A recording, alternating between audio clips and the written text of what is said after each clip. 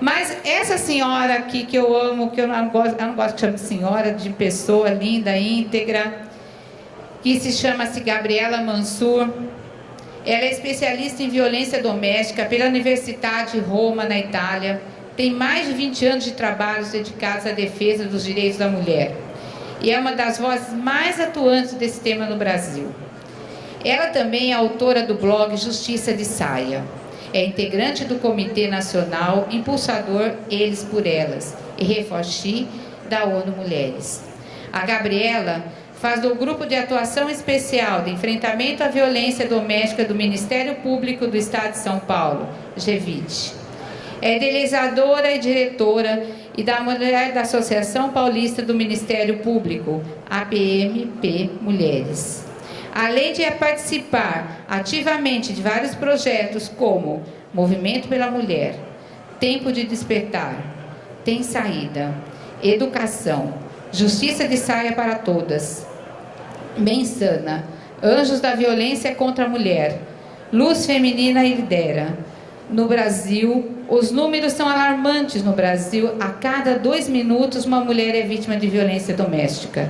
De acordo com a ONU, em 2017, pelo menos 87 mil mulheres foram assassinadas e cerca de 58% delas foram vítimas de seus companheiros ou membros da família, fazendo com que o lar seja o lugar mais perigoso para mulheres, segundo estudo realizado pelo Escritório das Nações. Por isso eu chamo a nossa palestrante, a nossa amiga, a nossa companheira, a Gabriela, que vai falar algumas coisas para nós aqui nesse instante.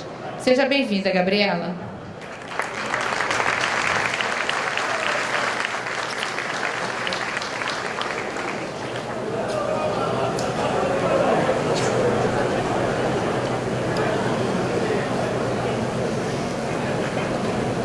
Bom dia a todas as pessoas presentes. É um prazer estar aqui, a convite do deputado Baleia. Receba meus cumprimentos, minha admiração, meu respeito. O senhor não sabe o quanto é importante abrir espaço para as mulheres terem voz, mas não só terem voz, para as mulheres serem ouvidas. Muitas vezes nós gritamos por ajuda, nós clamamos por socorro e lutamos por justiça. Mas a minha pergunta, que ao final eu quero uma resposta: as pessoas estão ouvindo as vozes das mulheres que sofrem violência ou que de alguma forma não estão no lugar em que elas deveriam e querem estar? Parabéns por terem aberto esse espaço. Quero também agradecer à presidente Fátima Pelais. Eu conheci a Fátima quando ela era secretária nacional de Política para as Mulheres, realizando um trabalho grandioso e expressivo no combate, na prevenção da violência contra a mulher. Saiba que, além de uma promotora de justiça, eu sou uma mulher que tem os mesmos anseios que todas as mulheres da sociedade brasileira, serem respeitadas pelas suas escolhas. Tenha em mim uma amiga e uma admiradora. Receba meus cumprimentos. Também quero agradecer a Maria do Carmo, presidente estadual do MDB, pelo trabalho que está fazendo em relação às mulheres, por incentivar, por olhar no nosso olho e falar que a gente pode aquilo que a gente quer. Muito obrigada. Tem em mim também uma grande amiga, admiradora. Receba meus cumprimentos. Sou promotora de justiça há 17 anos. Atualmente trabalho na Grupo Especial de Atuação de Combate e Prevenção à Violência contra a Mulher aqui no estado de São Paulo e represento o Conselho Nacional do Ministério Público junto ao Ministério da Justiça. Mas isso não quer dizer nada se nós não conseguirmos, unidos, diminuir o índice de violência contra a mulher. Aqui me foi incumbida a fala da importância de mulheres em cargos de liderança, da importância de mulheres ocupando espaços públicos e privados para fazer a diferença na sociedade. Mas antes, eu gostaria de fazer uma breve reflexão. Sempre que eu venho fazer uma palestra, deputado, eu penso em uma palavra. E é naquele momento que a palavra me vem. E hoje, a palavra que eu escolhi é felicidade.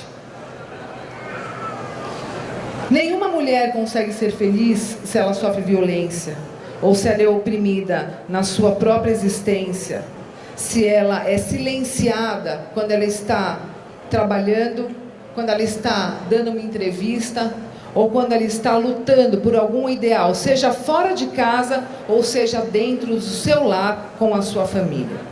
Essa mulher não consegue ser feliz. O Brasil tem índices, deputado, de mulheres em cargos de liderança baixíssimos. Conselhos de administração das empresas privadas, escritórios de advocacia, menos de 20% ou muitas vezes menos de 10%. Mulheres no esporte ganham muitas vezes, tendo a mesma expressividade, o mesmo número de gols ou até mais, ganham muito menos do que os homens no esporte, principalmente na paixão brasileira que é o futebol. As mulheres na política, muitas vezes menos de 10%. No Poder Judiciário, nós temos praticamente 40%, 50% de mulheres que ingressam nas carreiras, demonstrando a mesma capacidade. Onde estão essas mulheres nos cargos de liderança? Muitas vezes menos que 10%. No Ministério Público esse quadro se repete. O índice para essas mulheres é muito baixo. Isso coloca o país, Brasil, como um dos piores países do mundo para as mulheres exercerem a liderança. E por que isso tudo acontece? Porque nós não estamos lá. Não é porque nós não queremos. Muitas vezes nós não queremos da forma como está. Nós não queremos muitas vezes uma exposição desnecessária, porque o ataque à mulher que quer ser votada, o ataque à mulher que quer estar nas carreiras públicas, que quer fazer a diferença, não é um ataque à sua meritocracia, à sua competência. Muitas vezes esse ataque é à sua aparência física, ao seu estado civil, às suas questões emocionais, e a mulher acaba desistindo porque ela se expõe de uma forma, com o objetivo de fazer a diferença na vida das pessoas, e muitas vezes as pessoas acabam destruindo a autoestima dessa mulher. E o que é a autoestima da mulher? É aquilo que ela construiu, a imagem dela mesma, para ela, para a felicidade dela. E muitas vezes isso é destruída. Mas, nossa, eu não ataquei essa mulher, doutora. Eu não agredi essa mulher, imagina. Mas muitas vezes são comportamentos sutis, em que há um liame entre a brincadeira e a ofensa.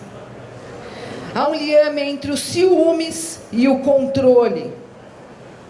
Há uma linha que divide muito tênue entre o cuidado e a posse.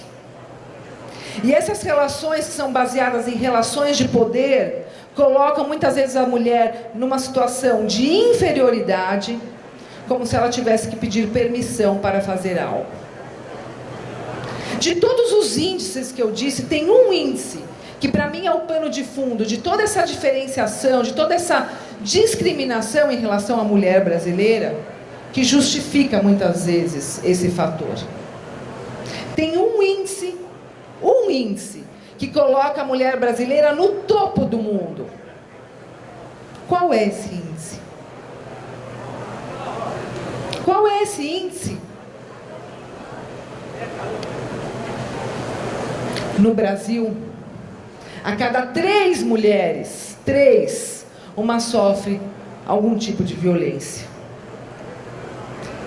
A cada 15 segundos, uma mulher é agredida no Brasil pelo fato de ser mulher.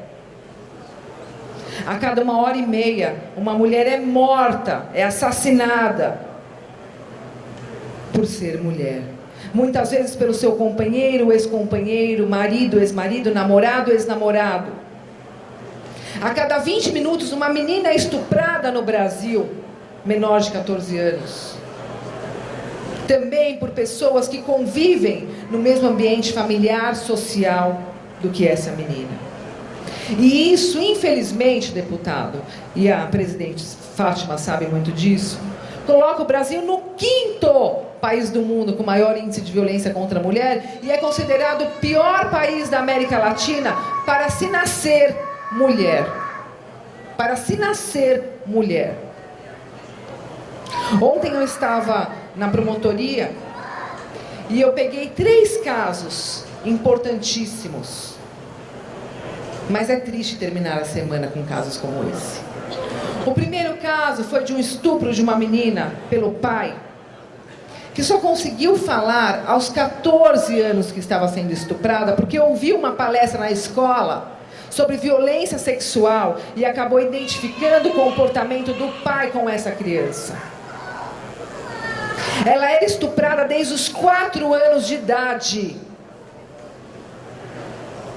E nós fizemos ontem a audiência dessa menina. E ele, preso, não mais cometendo abuso sexual contra essa menina.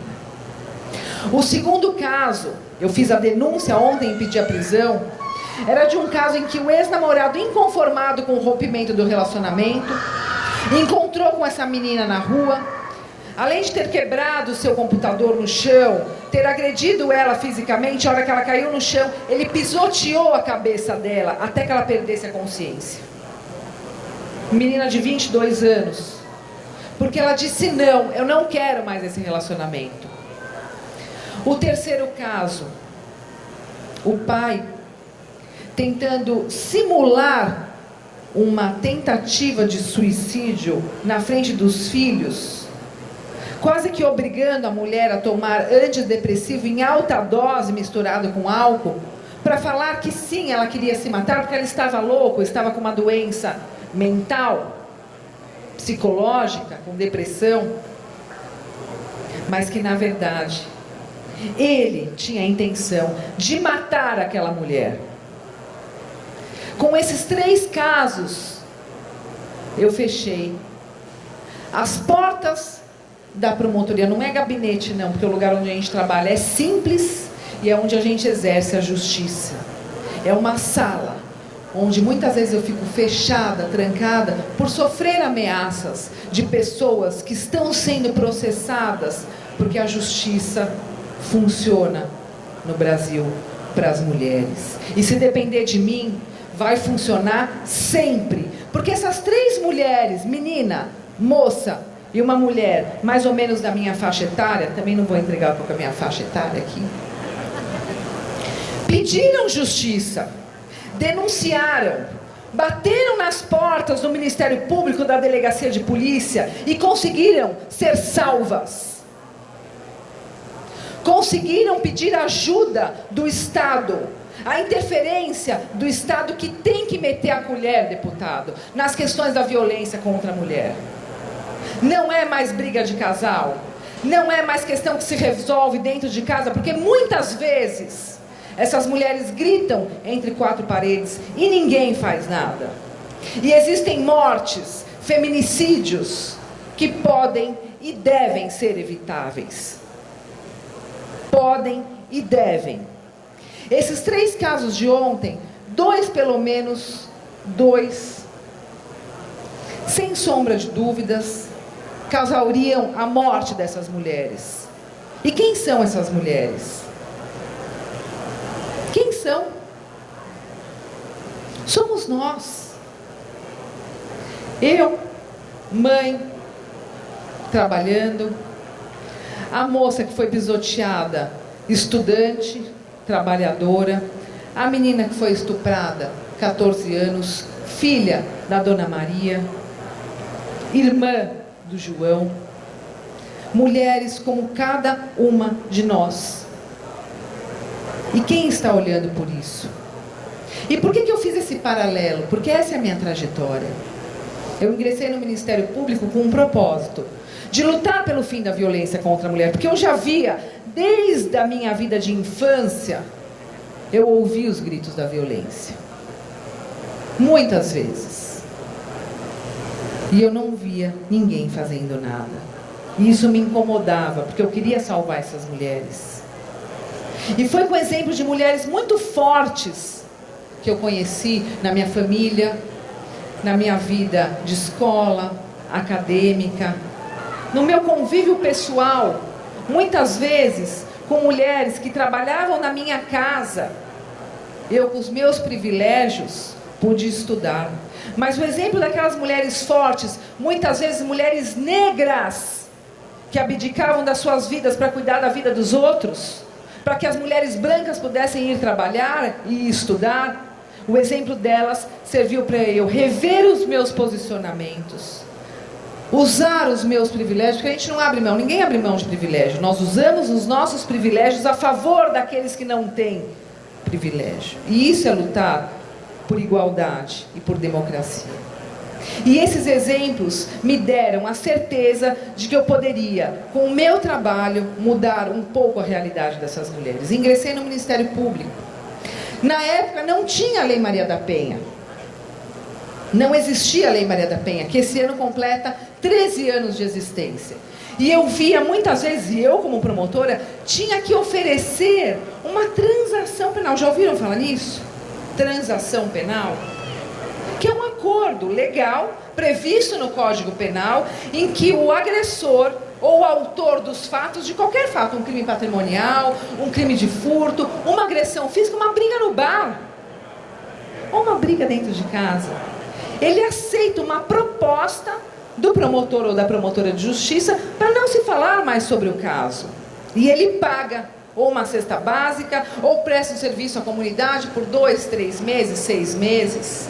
E não se fala no assunto. Não se discute o mérito, quem teve culpa, quem não teve, em quais circunstâncias que aquele crime foi cometido. Porque são crimes considerados de menor potencial ofensivo. E a vida da mulher estava dentro desse núcleo de crimes de menores potenciais ofensivos. E uma vez eu me recordo que eu ofereci a transação penal para essa mulher. Ela nem estava só o autor dos fatos sentado, eu ofereci. E a época era uma cesta básica de ração de cachorros para o canil de uma ONG que o Fórum ajudava. E ele pagou. E quando ele fez o pagamento ou a entrega da ração, eu vi ele com a mulher do lado, e ela com o braço engessado. E ele disse para ela: a sua vida vale menos que a vida de um animal. Depois disso, eu me senti a pior promotora de justiça que alguém pudesse ter, porque eu não fiz justiça para aquela mulher. E eu me recusei, a partir de então, a oferecer qualquer tipo de transação penal nos crimes de violência contra a mulher, porque para mim, para os tratados internacionais que o Brasil assinou, não é crime de menor potencial ofensivo. É um crime que deve ser processado, julgado e dado uma resposta à mulher que estava em situação de violência. E mesmo que você não faz isso, elas voltam na promotoria. Elas voltam. Porque aquela violência é uma escalada. Começa com um tapa, com uma ameaça, com um xingamento, com uma diminuição diária da autoestima da mulher, do poder da mulher. Você não serve para nada, você é um lixo, você não pode, você não deve, você não sabe, você não é capaz. E essa diminuição da mulher faz com que ela se encolha na própria vida, abra mão dos seus próprios sonhos, da sua intelectualidade, do seu poder de transformar o mundo, porque toda mulher tem esse poder.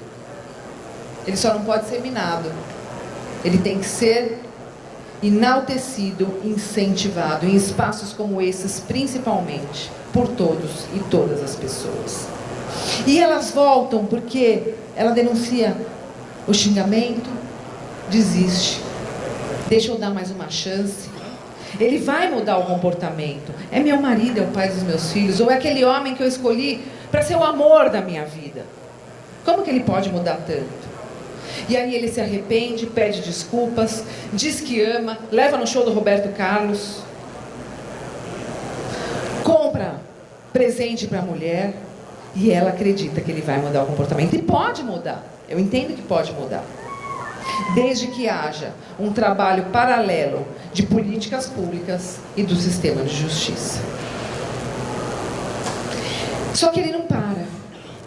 Aí ele ameaça, ele agride fisicamente, até que essa mulher chega, como chegou ontem uma delas na promotoria, machucada dos pés à cabeça, visivelmente, onde você vê a agressão física. Mas pior do que isso, é a morte da alma dessa mulher, em que ela não consegue mais reagir. E aí é um passo para ela ser a próxima vítima de um feminicídio.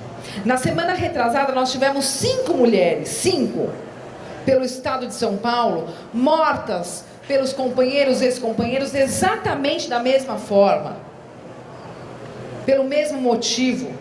Apesar que não há motivo para matar uma mulher, mas a justificativa é: romper o relacionamento, eu não aceitei. E 2 desses casos, os homens se suicidaram depois. Veio a Lei Maria da Penha e fez uma grande transformação comportamental e no sistema de justiça.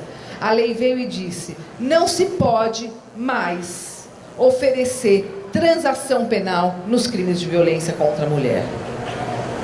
A vida da mulher, ela não é negociável. A integridade física e moral da mulher não pode ser negociada no banco da justiça. Ela deve ser processada e deve haver uma decisão de mérito se ele cometeu o crime e uma pena proporcional à gravidade dos fatos. É por isso que eu luto. E mais, medidas protetivas para a proteção dessa mulher. Não pode se aproximar, não pode manter contato, não pode frequentar os mesmos lugares e, se descumprir, a prisão em flagrante do autor dos fatos. Ah, doutora, mas muitas vezes a mulher tem a medida protetiva na mão e é morta. Os casos que a mídia divulga de que a mulher tem uma medida protetiva na mão e é morta logo em seguida, são casos pontuais, porque a maioria dos casos em que há a medida protetiva na mão, esses homens não descumprem e essa mulher consegue ter um pouco de liberdade e proteção para sair da situação de violência. É importante incentivar as mulheres a denunciarem, pedirem ajuda e proteção. Mas é só isso que funciona? A Lei Maria da Penha trouxe avanços, não pode mais transação penal, tem as medidas protetivas, se descumpriu vai preso, mas o mais importante, é aí que entra a importância do Poder Executivo e do Poder Legislativo. São as políticas públicas que andam paralelo a um processo criminal, de crime de violência contra a mulher. Porque muitas vezes a mulher não quer processar. Ela não tem medo que o homem vá preso, porque ela pode ofender os filhos, ela pode se sentir culpada. Isso deixa com a justiça, eu falo para as mulheres. Mas ela precisa ser inserida nos serviços que o Estado tem obrigação de oferecer. Mercado de trabalho, 27,5% das mulheres dependem economicamente dos seus agressores. E não conseguem sair da violência porque não tem dinheiro para o dia a dia. 27,5%. 30% das mulheres não denunciam porque tem medo do agressor e medo do que não dê em nada. Então é necessário também um atendimento jurídico e psicológico para atender essas mulheres.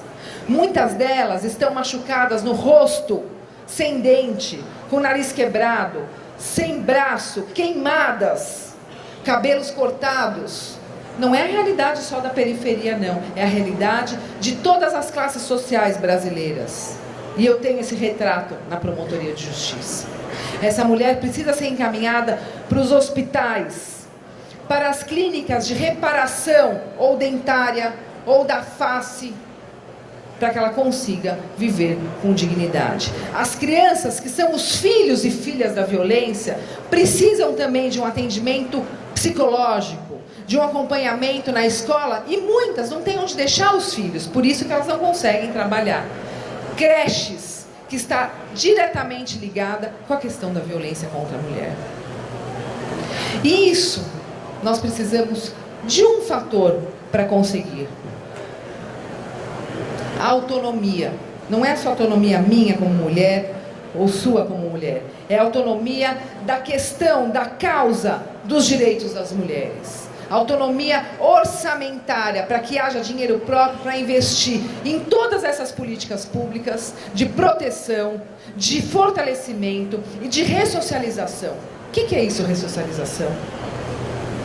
Aquele homem, nós estamos falando da mulher, como está cheio de homem aqui, É importante dizer que aquele homem que comete agressão, ele está cometendo um crime, mas ele também sofre. Sem justificar aqui a violência, o comportamento aprendido por este homem está sendo repetido nos seus relacionamentos pessoais, familiares.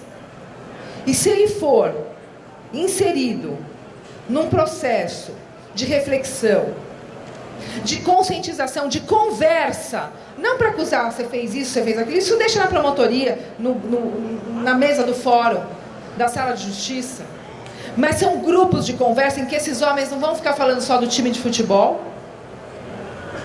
do carro, do dinheiro, dos jogadores, das mulheres, falando mal das mulheres. Eles vão falar deles mesmos, dos seus sentimentos, de como é ser homem no mundo em que as mulheres estão conquistando mais espaço.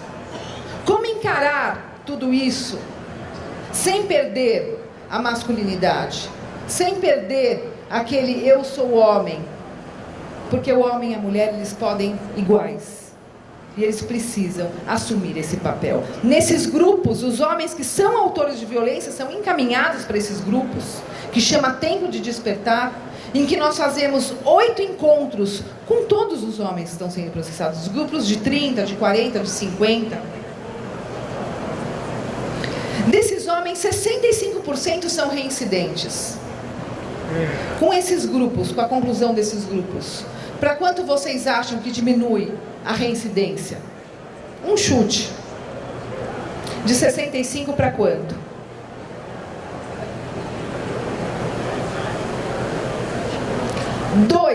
%. De 65 para 2%.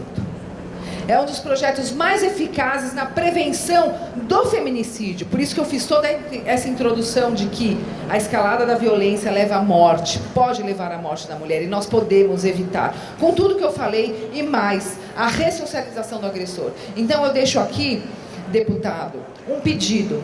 Nós conseguimos agora, faz 4 anos que eu faço essa política pública, esse projeto, com os meus recursos, com os meus esforços, com pessoas voluntárias do meu conhecimento pessoal e social e profissional. Pela primeira vez, a partir de 2020, será uma política pública institucional que a Prefeitura de São Paulo abraçou. E nós teremos esses grupos de ressocialização do agressor em todas as varas de violência contra a mulher da capital. Políticas efetivas em que esse homem falará, será ouvido com um comprometimento. Com um comprometimento. Mudança de comportamento. Porque ele mudando o comportamento dele, nesse sentido, ninguém quer ficar mudando ninguém, não. Eu não tenho nada contra os homens. Inclusive eu tenho 2 filhos, que eu sou apaixonada por eles, e eles já sabem que não vão tratar mulher diferente de homem. Ah, se sabe. Eu deixo eles serem corintianos, que eu também sou, mas eles vão respeitar as mulheres. Os maridos eu não falo porque eu já estou no 2º casamento, então depois a gente conversa. Mas é importante que os homens assumam também o compromisso. Eu fui no Pânico, na entrevista do Pânico essa semana, e eu não quis brincar. O programa é de humor, mas eu não estou lá para fazer humor. Eu estou lá como promotora de justiça, defensora dos direitos das mulheres. E eu exijo respeito não a mim, a todas as mulheres brasileiras. E isso eu represento. E eu não vou permitir que disso seja feito piada, humor ou qualquer outra coisa. Porque enquanto nós estamos lá rindo, as mulheres estão sofrendo violência, estão morrendo, estão sendo estupradas, violentadas, física, psicologicamente, patrimonialmente, sexualmente. Essa mulher sou eu, é você, é a sua filha, é a sua irmã, é a sua mãe, é a sua namorada. Dentro do trabalho, nos transportes públicos. O assunto é sério. Ele pode ser leve na medida certa para não virar piada. Porque mulher não é piada. Mulher é coisa séria. E se nós queremos felicidade, nós mulheres, que é a palavra que eu comecei, nós precisamos ter coragem. E coragem não é só ação perto do coração, tudo isso é lindo e maravilhoso. Mas sabe o que é ter coragem para uma mulher? Principalmente, Fátima, as mulheres que estão na política, que eu admiro, defendo, respeito e vou conseguir defender em todos os aspectos se forem atacadas na sua honra, na sua moral, na sua dignidade, no seu trabalho. Há um projeto de lei que tipifica qualquer crime contra a honra das mulheres que estão exercendo os seus cargos públicos e são atacadas na sua honra, na sua moral, ofendidas quando estão exercendo esses cargos. Uma injúria qualificada, porque nós não podemos permitir que isso se perpetue, porque isso fecha a porta para as mulheres alcançarem os espaços delas. E essas mulheres não estão lá porque elas são sensíveis. Ah, vamos colocar a mulher lá para cumprir cota. É importante. Mas não é porque a mulher é sensível, ela é multitarefa. Nós somos sensíveis, multitarefas, mas nós estamos lá porque nós temos direito. Isso é questão de justiça. E nós somos tão competentes quanto os homens. Ou um pouquinho mais, aí depende de cada um. Portanto, tem uma estratégia importantíssima, por isso que eu aceitei esse convite aqui. Eu nem poderia ter vindo aqui hoje, o deputado sabe quais os motivos pessoais. Mas eu vim, porque quando um homem abre as portas para uma mulher passar, vocês estão abrindo as portas para as mulheres brasileiras todas passarem. Porque os líderes, os homens líderes têm que ter coragem de assumir o papel. E não é para colocar a mulher para representar a mulher, ocupar espaço. Isso a gente já ocupa. É para a mulher ter voz, ter decisão e ser ouvida. Então, parabéns. Esse é o meu comprometimento, os meus elogios a todos os homens presentes. Mulheres, a palavra é felicidade. Para ser feliz, tem que ter coragem. E coragem para nós não é ação e coração só. Palavra para nós é não ter medo de falar e fazer o que tem que ser feito. Muito obrigada.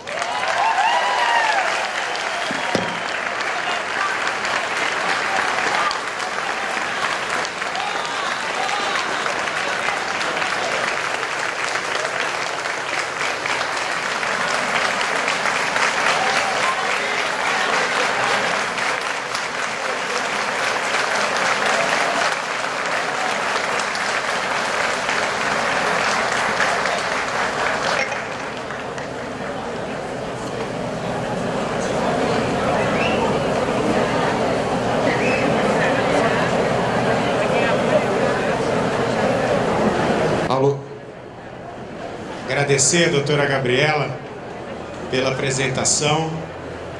Acho que esse é um evento do nosso MDB Mulher do Estado de São Paulo, mas como a própria doutora Gabriela falou, com a presença de muitos homens, e eu acho que a senhora conseguiu trazer uma mensagem muito importante, no tom correto. Eu escutei a senhora falando no programa do Pânico essa semana e vi quando a senhora reagiu a uma brincadeira dizendo que esse é um assunto sério e que tem que ser encarado com seriedade por todos. É um espaço importante, acho que teve uma divulgação muito grande, uma audiência muito grande, mas a senhora conseguiu tocar na ferida e num local que tem uma abrangência muito grande. Eu queria fazer só uma pergunta, já para te liberar e agradecer de coração a sua presença aqui, que engrandeceu muito, muito, muito o nosso evento. Nós votamos na Câmara Federal a lei do feminicídio.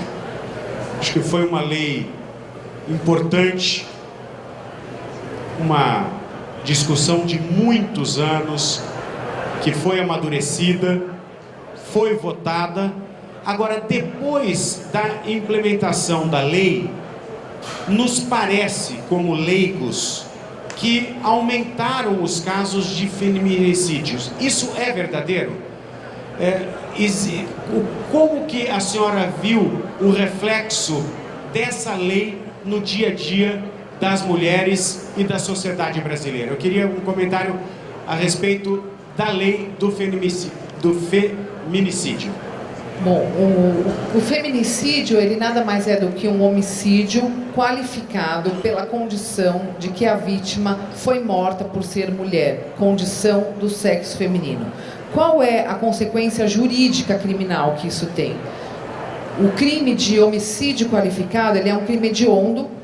O crime hediondo no Brasil é um crime que tem maior rigidez para cumprimento de pena, as penas são mais altas, tem uma maior rigidez para a liberdade provisória, para a progressão de regimes e também para qualquer outro tipo de benefício a esse réu, como toda a parte de execução penal, saídas e livramento condicional, etc. Então é necessário que seja crime hediondo e que tenha um tratamento mais rígido. Tem um ponto de vista também subjetivo, porque quando nós estamos falando que o crime de feminicídio, ele é qualificado pela condição objetiva, e o STJ já definiu que é uma condição objetiva, é mulher e foi morta pelo fato de ser mulher, é crime qualificado. Isso impede, muitas vezes, da alegação da defesa que quer justificar a violência contra a mulher e a morte de uma mulher, dizendo que ela merecia morrer porque ela traiu, ou porque ele precisava defender a honra dele, em crimes gravíssimos que nós vimos esses argumentos em 1980, 1990, e que agora, 2018, 2019, as pessoas ainda tentam justificar a morte da mulher para a honra, lavar a honra do homem. E com a qualificação dos crimes de feminicídio, esse tipo de defesa é derrubado tecnicamente nos tribunais do júri, para impedir a justificativa da mulher. Sob o aspecto de índices, a partir do momento que você cria um tipo penal, você vai identificar aqueles fatos que já ocorreram como fatos novos, uma nova identificação. Não é que aumentou os crimes de feminicídio, aumentaram a identificação dos feminicídios. Então, antes era uma morte suspeita, uma morte de mulher, e agora é crime de feminicídio. Então, as estatísticas aumentaram. Porém, independentemente de tudo isso, infelizmente, nós estamos vivendo uma onda de aumento de violência contra a mulher de uma forma geral. Não é que aumentou 27%, 30% o feminicídio. O índice, a classificação como feminicídio, obviamente que aumentou porque criou um tipo novo. Então, quando eu vou cadastrar um processo, eu cadastro como feminicídio. Então, você vai dar uma demanda maior para esse tipo de cadastramento. Porém, o feminicídio e a violência contra a mulher de uma forma geral, infelizmente, aumentou. E aí eu peço um comprometimento de todos os deputados, deputadas, vereadores, vereadoras, prefeitos, prefeitas, governadores, pessoas que fazem parte do poder público, legislativo e executivo, para não afrouxar as leis de combate e prevenção à violência contra a mulher, abrir portas para mais mulheres nos partidos políticos, na política, porque são essas mulheres que vão olhar para as outras mulheres, essas mulheres que vão se esforçar para o aprimoramento legislativo necessário para a prevenção e do combate à violência contra a mulher, e para que aquelas meninas na base da sociedade cresçam com representatividade. Olhem para Fátima, olhem para Maria do Carmo, olhem para mim e falem: eu posso ser uma mulher com uma carreira, com um cargo, com independência financeira e felicidade. Bom, doutora Gabriela, muito obrigado de coração pela sua presença. Engrandeceu muito o nosso evento do MDB Mulher de São Paulo, e o seu trabalho dignifica o Ministério Público de São Paulo e nos faz acreditar que a gente precisa agir de maneira correta e dar todas as condições para que outras mulheres como a senhora possam desenvolver esse trabalho. Muito obrigado de coração.